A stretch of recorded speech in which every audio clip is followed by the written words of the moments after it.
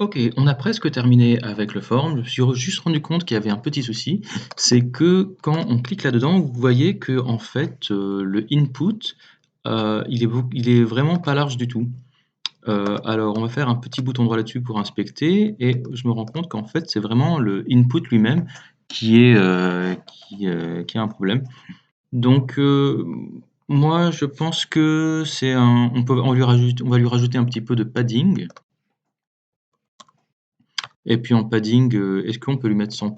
Est-ce que ça marcherait? Non, alors non, ça veut dire que non, on va lui mettre un padding de 1 REM. Voilà. Et là maintenant, voilà, je pense qu'il a la bonne taille. L'autre à côté, il fait quoi comme taille? Voilà, il avait un padding de 1 REM. Lui, il avait un padding de 1 REM aussi. Lui, qu'est-ce qu'il a? Il a un padding de 1 REM. Bon, dans ces cas-là, est-ce qu'on pourrait... Parce que moi, je me rends compte qu'ils ont presque tous la même propriété là, hein. Padding 1 REM, 1.5 REM. Lui, 1 REM. Est-ce qu'on pourrait lui rajouter 1.5 REM pour que ce soit pareil sur les côtés? Bah oui, bah c'est pas mal du tout aussi, hein. Et lui, je vois qu'on lui a mis 1 REM et 1.2. Bah allez, hein, on va pas s'embêter, on va leur mettre 1.5 à tous les trois, je pense. Euh, Comme ça va nous permettre d'économiser un petit peu de place dans notre code. Alors, où est-ce qu'ils sont donc? Dans les search form, padding, search form, align item center, search form input. Et bah tout simplement, voilà, je vais retirer le padding qui est là. Et puis, search form input placeholder. Oui, ça effectivement on l'avait mis. On va retirer ça. Donc, vous savez ce que je vais faire? Voilà, je vais juste prendre tous les éléments à l'intérieur du search form et je vais leur rajouter, voilà, search form et je vais mettre étoile, donc la wildcard, pour dire tous les éléments à l'intérieur du search form. Je vais leur mettre un padding de 1 REM et on avait dit c'était combien? De 1.5 REM sur les côtés. Alors là, pour l'instant, évidemment, il n'y a aucun résultat puisque là, j'ai donné une règle que après, là, sur la ligne d'après, pour le i, je l'ai déjà annulé cette règle. Donc je vais retirer ça. Hop, voilà. Le input aussi, donc bah, normalement, voilà, c'est bon. Alors le bouton, lui, pareil, bah, on n'a plus besoin de cette ligne. Hop, et on la retire. Voilà, je trouve que c'est quand même plus sympa de dire, voilà, tous mes éléments auront un padding de 1 RM et de 1.5 RM. Ok, qu'est-ce que ça donne? Bon, bah, il me semble que ça m'a l'air plutôt joli. Alors ça pourrait être sympa aussi quand on passe la souris là-dessus, que ça change le curseur.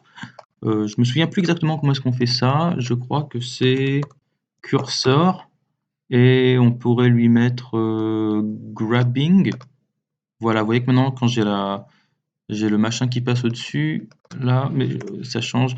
On pourrait lui mettre crosshair, grab, inherit, move, no drop, pointer. Allez hop, pointer, ça va mettre une main. Voilà, c'est plus sympa, non, ce petit effet?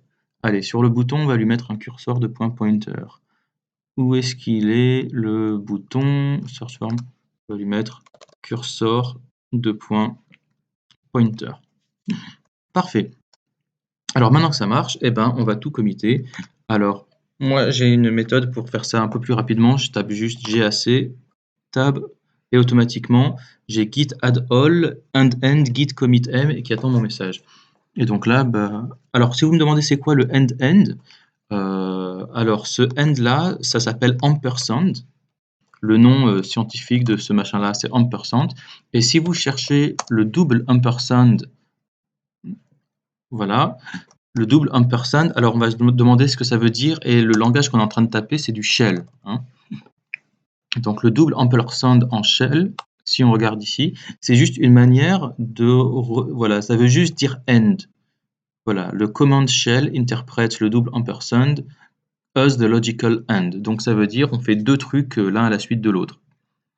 Donc par exemple, si je lui fais rmdir sample end ls, ça veut dire supprime le dossier qui s'appelle sample et juste après, fais-moi la liste de tout ce que tu vois, la liste de tous les fichiers. Donc moi je lui fais voilà, git add all end git commit m et donc maintenant on va committer et on va appeler ça add search form. Parfait. Et on va mettre git push. Voilà. On vérifie que c'est bien parti. Je retourne là là-dessus. Alors, là, vous voyez que mon dernier commit, c'était il y a 2 heures. Je vais réactualiser.